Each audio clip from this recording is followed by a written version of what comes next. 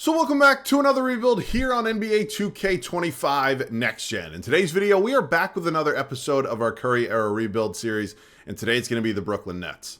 I'm not trying to be mean here, but let's be honest with each other for a second. In the history of the Brooklyn Nets, or the New Jersey Nets, whatever you want to call them, there are not a ton of favorable eras. This one in particular was about as bad as it can get. This was a team that not only won 20 games, they were the worst team in the league. They then didn't even have their draft picks, because if you go back just a couple years earlier, they made that blockbuster deal with the Celtics that, of course, landed them Paul Pierce, Kevin Garnett, and Jason Terry. And then, of course, the Celtics used those picks to go ahead and select Jaylen Brown, Jason Tatum, and yeah. This is going to take a lot of work. This is not a talented roster. There's not some young prospect on this team that's going to carry us to the promised land. We are strictly going to be going through it, and hopefully I can turn that around today. Now, as always, let me know any other video ideas down below in the comment section. We are always open to pretty much whatever you guys want to see, whether it's a new series, a rebuild challenge, a historic rebuild, whatever you guys are really itching to see. Make sure to let me know down below in the comment section. So I'm excited for this one today. I'm always open to, when these rebuilds are a little bit more difficult, and I think this one's going to be fun. So very much looking forward to it. Let's get into it. This is not a trading every player rebuild, so we are going to spend some time talking about the roster. Now, I'd like to make it clear it's not going to be, the usual amount of allotted time I give myself to discuss things, because it's terrible. It truly is terrible, and there's not much here that gets me excited. We'll talk about my goals for year one in just a minute, but let's see what we are working with as of now. Now, here at the point guard spot, Jeremy Lin, who's 28 years old. Of course, we are a few years past the whole Linsanity era that happened with the New York Knicks. He's 28 years old, he's a 79 overall, and is on a 2-year contract. I don't really think he's going to get much better, but I'm also not going to give him up for nothing, because as crazy as it might sound, he's one of the best players on this team. Now, behind him, we have 2 auto-generated, not real players. Of course, we're using a custom roster. That does not mean that it is perfect. So, yeah, we'll sort that out. Now, we head over here to the shooting guard spot. Caris LeVert is certainly one of the younger players that have, eventually turns into a pretty quality NBA player. He's not a star or anything like that, but he's a nice rotation piece. And of course, he's only 22 here, so there's not a lot we can be positive about. That is certainly going to be one of the things that we kind of, take something away, if you will. We also have Joe Harris here, 71 overall, 25 years old. He's a good three-point shooter. Hopefully he can continue to develop and eventually be a nice role piece and rotation piece for me. Please ignore whoever the hell Pete Morgan is. We head to the small forward spot with Bojan Bogdanovic, who I believe was actually traded mid-season to the Washington Wizards, if I'm remembering that correctly. He is 27 years old, probably doesn't necessarily fit our timeline here, so we'll kind of keep an eye on all sorts of options when it applies to him. We got a 20-year-old Rondae Hollis-Jefferson behind him, and then somebody named Johnny Mobley. The power forward spot, we got Trevor Booker, who's on a 2-year deal. We have Luis Scola, who is 36 at this point. Oh boy. Anthony Bennett. All right, and then finally, maybe the one good thing we have going for us right now is the fact that Brook Lopez, if you remember back to this era, if you were old enough, Brook Lopez was the face of Brooklyn basketball for a long time. And it's, nothing against Brook Lopez. He's just not quite the caliber of player that you really want as a face of the franchise. Nothing wrong with Brook. Really good player, still going strong in the league today. But we'd like to make some upgrades here on this team. And I would like to get players that are, of course, better than Brook. But nothing against him. Maybe he'll be the one constant for us throughout this 3-year rebuild. And again, 2 auto-generated players behind Brook. So we have a lot of work to do here. My goal for year one, because I'll just show you guys right now, we do not have our draft pick, which, completely sucks. It is what it is. It's just the reality of the move that the Brooklyn Nets did make. And yeah, it was one of the worst trades in NBA history. I don't think anybody is out there really denying that at this point. So we technically will not have control of our first round pick until 2019, which will be year 3 of this video. We obviously have some big decisions to make. We will have a first-round pick this year. It's going to be the worst of the Celtics pick, which, again, their pick's 100% going to be better than ours. So, yeah, my goal right now is to basically, add as much draft capital as possible. I'm not going to try to be competitive with this team here in the first season. I think that would be really, really stupid. So what I'm going to do is pretty much trade everybody who's on an expiring contract and maybe even some of the veterans who are on multi-years. But I'll see you guys with our first move. Our first trade of today's video is going to come with the Chicago Bulls. We are trading Bojan Bogdanovic, who is one of our better players right now, but at 27 years old and expiring, hitting unrestricted free agency, it doesn't really make sense for us, a team like us anyways, to hang on to him. So we're sending him to Chicago for Sacramento's top 10 protected pick in this upcoming draft. I'm not saying that pick's going to convey this year. Maybe it waits till 2018, but we're going to get a nice, hopefully valuable draft asset for a player that was definitely not going to be here long term. So again, we are completely bottoming out. Kind of just is what it is at this point. That is one trade down. Definitely got a few more to go.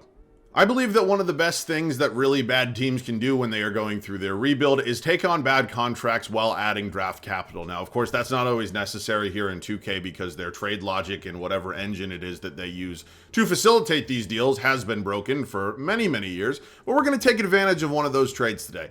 The Chandler Parsons contract is dreadful. There is absolutely no denying that. There is not a chance in hell that Memphis is actually looking back on that contract as favorable. It was terrible. We're going to go ahead and make a move. We're going to acquire Chandler Parsons. In all honesty, he'll probably be here for one season, and then we're going to get an unprotected first-round pick in 2021. Now, is that draft pick actually going to be used to draft somebody today? Probably not, but it'll be a nice trade chip by the time we're ready to be good. Strictly because I don't love having, auto-generated players in the rotation, we're going to make this deal here with the Lakers and pick up 35-year-old Jose Calderon. Now, he, of course, is not going to be here for, really anything past one season, but at least he's a real player and, a real person, so he'll be playing some backup point guard minutes behind Jeremy Lin. So pretty inconsequential deal, but at least it does get us, a real player. And then the final thing I'm going to look for is a real backup center. We're not really in a position where we have a lot of assets. Not only to give up, but really just in the bank in general. So I'm going to be pretty limited with the moves that I can make. But outside of that, we're going to be keeping everybody else. It's going to be Booker and good old Anthony Bennett, Rondae Hollis-Jefferson. Of course, we did just add Chandler Parsons, Karis LeVert, and Joe Harris, and finally Jeremy Lin, and then Jose Calderon. So what I actually could do is maybe consider some free agents. Again, I don't love doing this, but if there's any centers here who are, real people and would be willing to maybe sign for me with 1 year, like J.J. Hickson, honestly wouldn't be the... Ooh, Larry Sanders is here. Sure, Larry, want to come on down? I'll actually throw Larry a 2-year deal. He's only 27. All right, Larry Sanders is going to be coming in. He'll be backing up Brook Lopez. Again, I don't love just signing free agents, but if 2K and, the user who created this roster aren't going to give me the actual and full complete roster, not that I'm bitching, because, again, they take their time to do this, and I very much appreciate it, I'm going to have to do something like signing free agents. So that is a 10-man rotation set. It is going to be a very, very bad first season, but hopefully this is going to be the one and the only. So let's set that 10-man. We are ready to go. It is year one here in Brooklyn, and we have finalized maybe the best 10-man rotation I've ever had in one of these rebuilds. No, it's obvious that we're going to be really, really bad. There's no denying that, and unfortunately, it doesn't matter if we win 2 games, doesn't matter if we win 80 games. We're not going to have our draft pick this year. Well, if we won 80, we probably would, because the Celtics probably wouldn't swap, but you get my point. Let's get into it. It's going to be Jeremy Lin here, starting at the point guard spot. Next to him, Karis LeVert, Rondae Hollis-Jefferson, who this isn't actually Rondae Hollis-Jefferson. Somebody created a Rondae Hollis-Jefferson in this game, so who knows what his attributes are going to look like and his numbers across the board. But we'll keep an eye on that because, of course, he is only 20. Trevor Booker here, starting at the 4, and then, of course, the face of the franchise right now, 84 overall, Brook Lopez, is going to be playing 34 minutes a night and hopefully doing some pretty special things. We'll figure that out. The bench is easily probably one of the worst benches I've ever started out with. Joe Harris going to be my 6th man. Not really any rhyme or reason. He's only 25 years old, so maybe there's a bit of development there for him. Behind him is going to be the newly acquired Chandler Parsons. Larry Sanders went from free agent, not even on a team, to playing 15 minutes a night on the worst team in the league. You got Jose Calderon, who of course we added, and then finally the great former number 1 overall pick, Anthony Bennett. So yeah, I don't really have much else to say. Let's just get this over with. There's not much I want to take away or remember about this first season here in Brooklyn, but one thing I am certainly, pretty happy with, I would say, is that we were 10 games better than this team actually was in real life. Now, we added some pieces that, of course, the Brooklyn Nets did not actually have, but we also don't have some of the players the Nets actually had, so I don't know. We won 30 games. I'll take it. I'll live with it. Russell Westbrook, he's your MVP, a 33-point triple-double. He absolutely insane. I'm not going to go on a Russell Westbrook tangent again. I know I've done that a few times, but people are going to look back at his numbers and really just be like, what the fuck? He did that? Because people nowadays think Russ was, or not really was, but is a bum, and I really hate that narrative, even though he's been fantastic this season, but I'm a Westbrook fan, if you couldn't tell. Simmons, he's your Rookie of the Year. Jamal Crawford, your 6th Man of the Year. He's over there in Los Angeles. You got Draymond winning DPOY. Jokic wins Most Improved. And 67 wins in San Antonio rewards Greg Popovich with the Coach of the Year. We are unfortunately not going to be participating in the playoffs here in year 1. I'm just curious how bad we're the 11 seed. I'm leaving here with something, my friends. I'm not going to give these 4-seeded Celtics a good draft pick. I don't want them getting Jason Tatum. I don't want them getting Donovan Mitchell. I don't want to deal with any. Oh, my God, Phoenix was terrible. All right, not honestly the worst first season in the world. Here are the numbers. Brook Lopez did lead us in scoring. Jeremy Lin, maybe a bit of a resurgence, now up to an 81 overall, maybe maximizing that trade value for me this offseason. We'll see. Rondae Hollis-Jefferson, you got Trevor Booker, Karis LeVert, Harris, Parsons, Bennett, Calderon, and then Sanders. Rebounds going to be led by Booker, and assist was Jeremy Lin. So, not bad. Not bad at all. I will take it, considering how, pretty much dreadful this roster is. DeMar DeRozan and the Toronto Raptors actually get it done. They dethrone Kevin Durant, Steph Curry, and the Golden State Warriors in 7 games. Wow, that's a little fast forward to the 2019 finals, of course, instead of DeMar. It was Kawhi there. Player retirements here. Paul Pierce, Nazr Mohammed, Metta World Peace, Mike Miller, Andre Miller. Cool. Okay. We are going to go ahead and just see what's going to end up happening with the draft. We're going to have the Celtics pick. They, of course, will have our pick. That's good. That's fine. And then cool. Draft lottery. It looks anyways like it's going to be... Oh, that Sacramento pick's only top 10 protected. Maybe another lottery pick for us. Just putting it out there. It looks like the Celtics are going to be having our pick at number 9, which is fine. And they sit right there, which is cool with me. And then we have the 13th overall pick. That dates back to, I believe, the Bojan Bogdanovic trade as well. And then, of course, we also have... looks like a Wizards pick. And then we have the Celtics pick as well. Okay, we have 3 first-round picks this year. Not in the worst spot ever.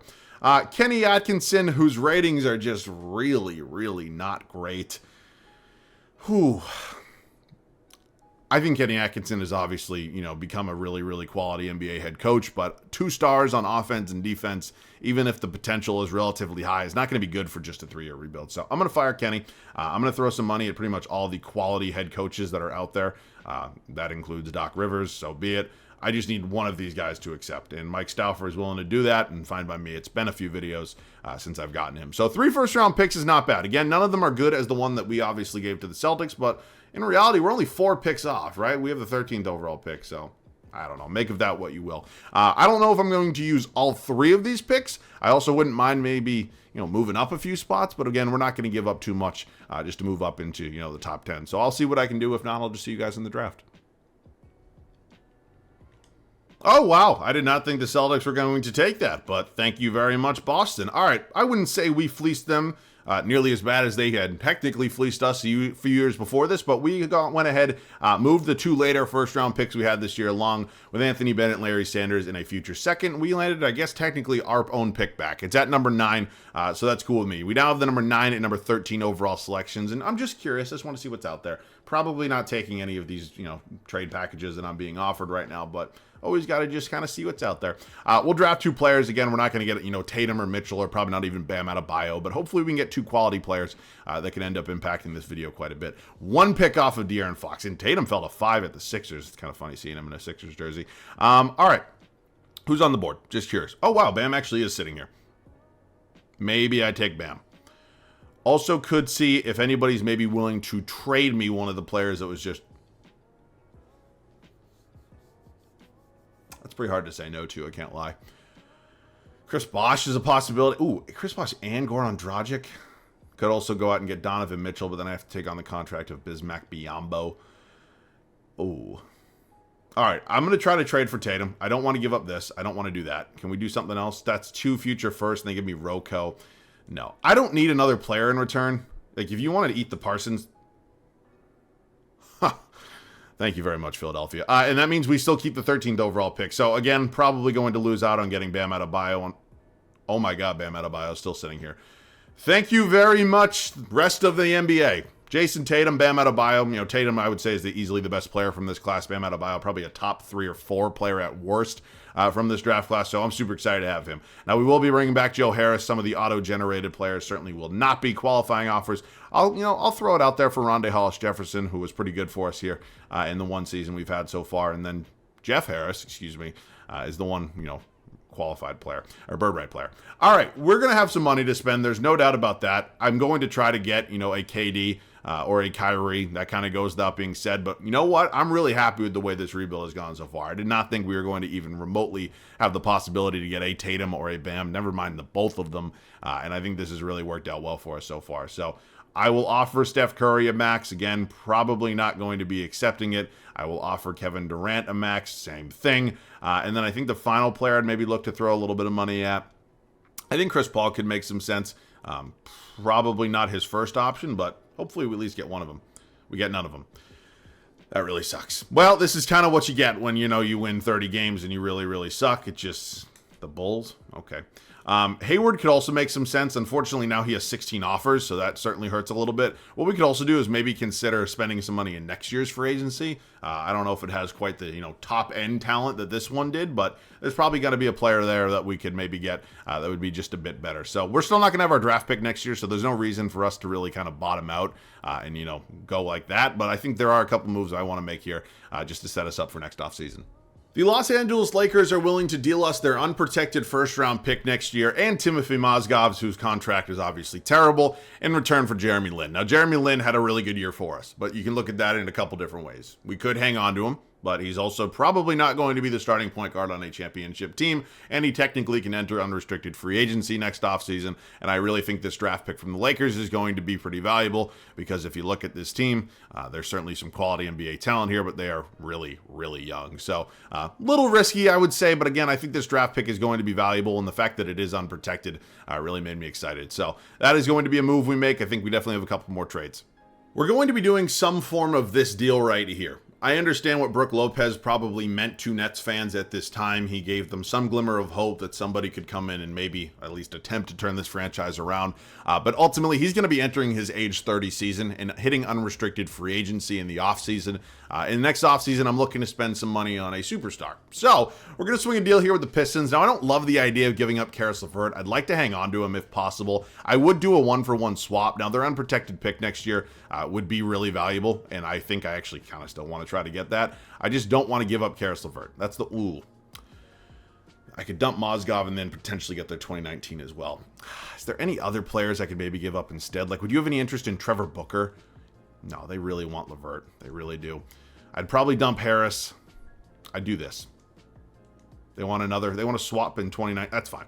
All right, we're pulling off a blockbuster here. This is an absolute blockbuster. And again, maybe Karis LeVert wasn't worth all this headache, but we're getting the Brooklyn Nets. We're getting the Detroit Pistons' next 2 first-round picks, along with 23-year-old Andre Drummond, who at this point is probably better than Lopez anyways. I think this is a deal that makes quite a bit of sense for us, and I am really excited about it. So, blockbuster there going through with Detroit. Again, we're probably going to suck this year, ourselves, but I think it's going to be fine because in the long-term picture, we're going to have a really, really positive final season. So we obviously have a lot of holes to fill for one season, though. We have no point guards on the team. LeVert might start at the 2. It's going to be Tatum and Morris here at the 3. Not a single power forward. And then we do have our 2 centers here with Drummond and Adebayo. So also you're probably wondering, why would I not just start Bam? And I still might. I may play him at the 4. That is obviously to be determined. So what I'm going to look to do right now is maybe throw out a few one-year contracts. Maybe overpay for some guys like a Rajon Rondo and potentially lock them up on some one-year deals. Because again, we're looking to spend a decent chunk of change next offseason. So if we can maybe go out and sign some guys to one-year deals, I don't think that would necessarily be the worst idea in the world. How about a guy like Ty Lawson as well? 1 year, and I offer him, again, maybe a little bit over market value, about $6 million annually.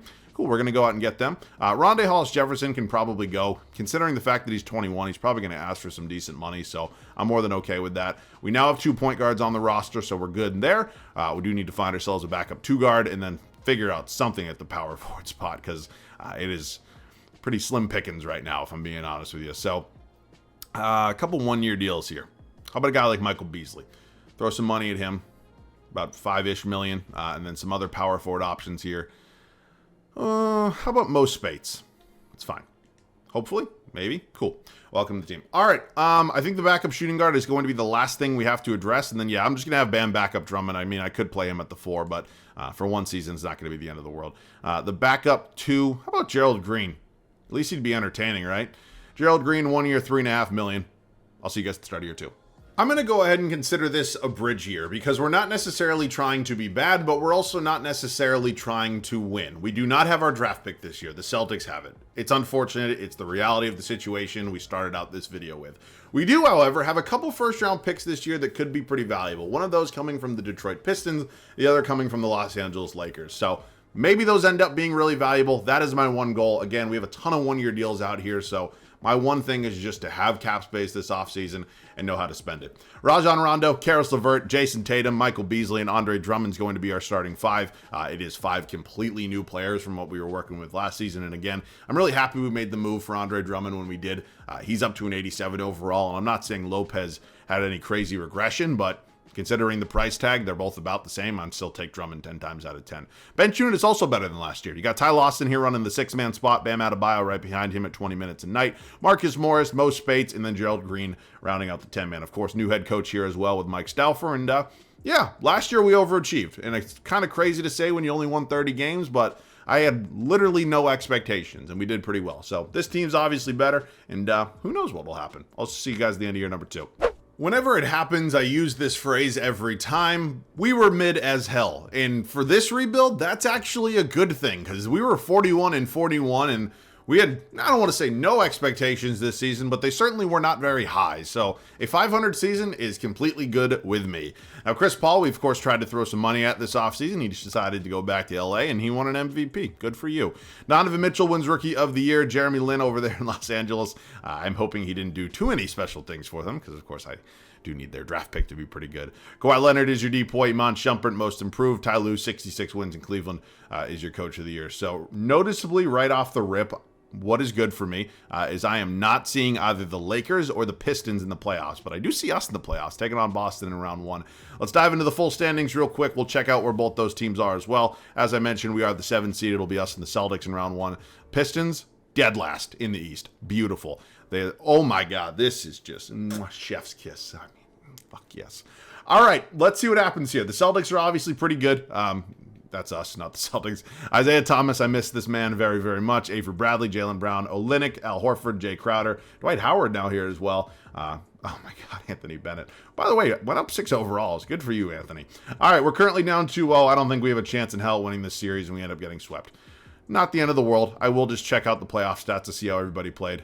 It was Jason Tatum, our leading scorer, being under 14 points a game throughout a 4-game playoff series. Probably not a great omen. Wait, did I even look at the stats from the regular season? I don't even think I looked at the stats in the regular season, did I?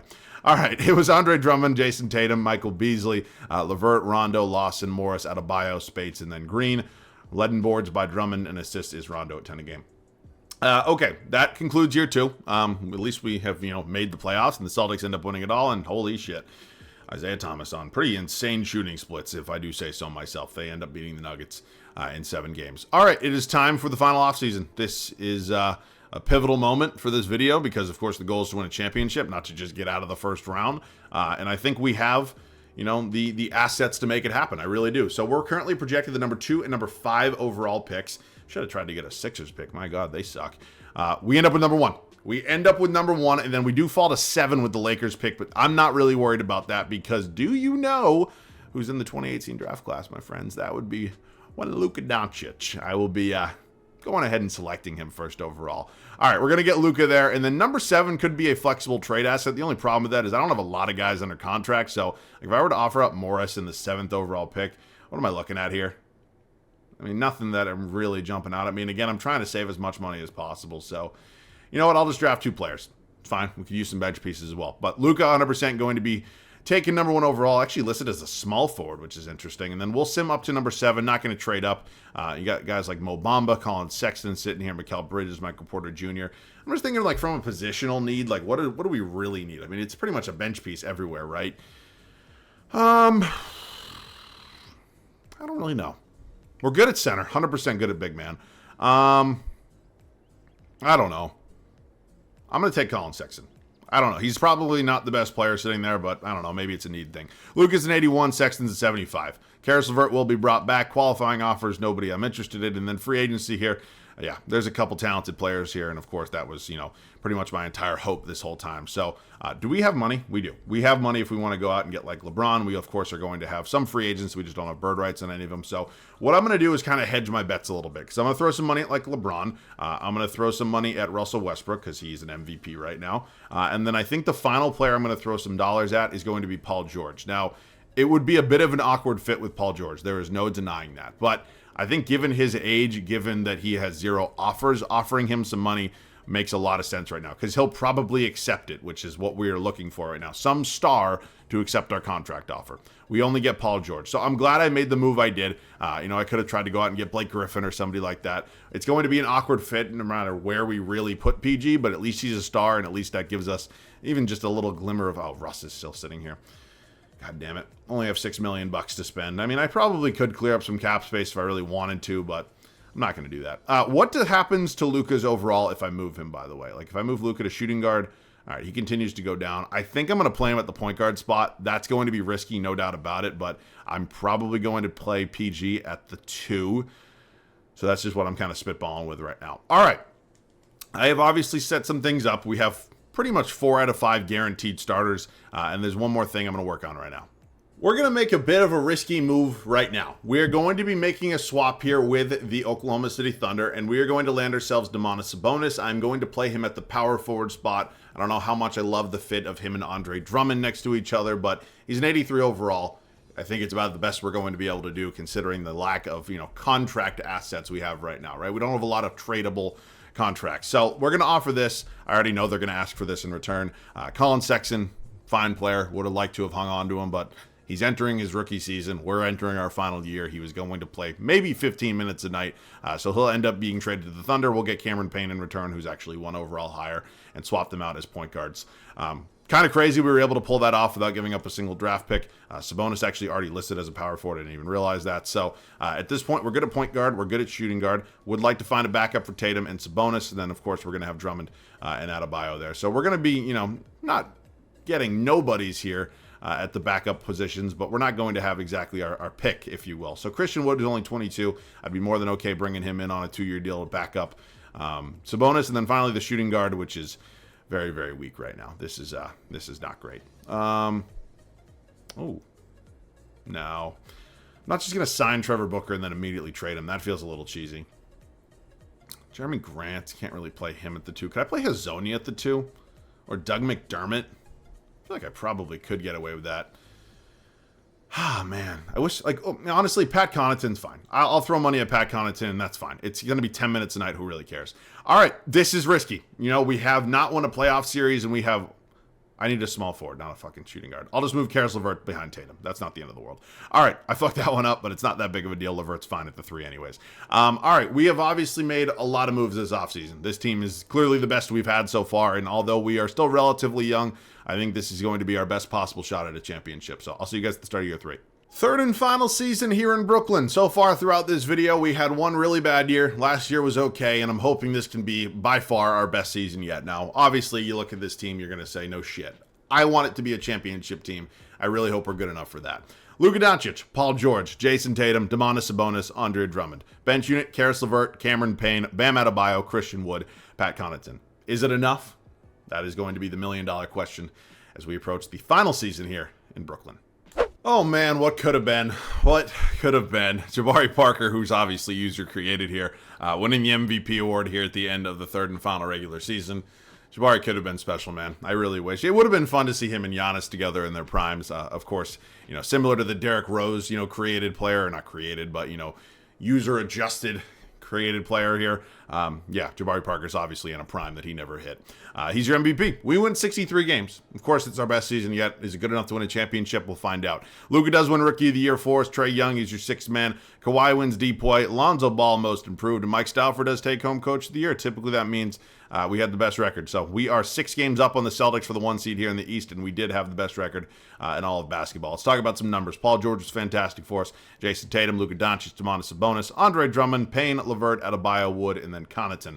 Boards going to be Drummond. Assists is going to be Luka. All right, us in Philly here in round 1. Will this be the first time in this video we win a playoff series? Certainly not the easiest first-round matchup with Simmons and Embiid, but I am pretty confident that we can get by them here, hopefully advance to the East semis. We are currently up 2-1 against Philly.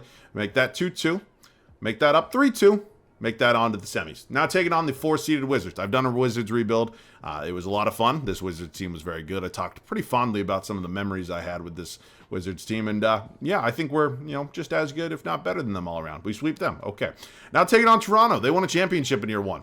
I'm not going to just dismiss them. I have never once dismissed the Raptors in these rebuilds because they end up being really, really damn good. Split the first 2 at home, win game 3 and game 4 on the road, and we are in the NBA Finals. And we are taking on the Golden State Warriors here, who don't have Steph Curry. They have an old friend here in Rondo. Also brought in Nerlens Noel, who's apparently an 86 overall and averaging a double-double throughout these playoffs. Okay. I don't know what's going to happen here. I don't. We are 1-1. We go down 2-1. We go 2-2. Up 3-2. Going to game 7. Can we win on our home floor here in game 7? I'd like to think that we can. Please hold on. Please hold on. Please hold on. Oh, thank God. Thank God. Oh, okay. Please don't choke. Please don't choke. Thank you very much. Thank you very much. All right. No gameplay today. I apologize. It's just a timing thing. I don't have any time for gameplay right now. Trust me, I would have done it if I had it. But, yeah, I try to get it every video. Some, unfortunately, we're going to miss. We do turn this thing around, though, and we get a championship. And Paul George, who, of course, has not won a championship in his career, is your finals MVP. What a way to cap this one off. I was very, very nervous entering this third and final season, and we got, I don't want to say it's a little lucky, but, you know, that final offseason, of course, went great. You know, we hit on those 2 draft picks and ended up coming out with a pretty big and pretty successful team. So I hope you guys enjoyed this one. I had a lot of fun doing it. Of course, we started out with literally nothing and, of course, turned this into a very, very talented roster. So let me know any other video ideas down below in the comment section. As always, thank you all very much for watching. I fucked that up. As always, thanks so much for watching. I love you guys. I'll catch you guys all in the next one.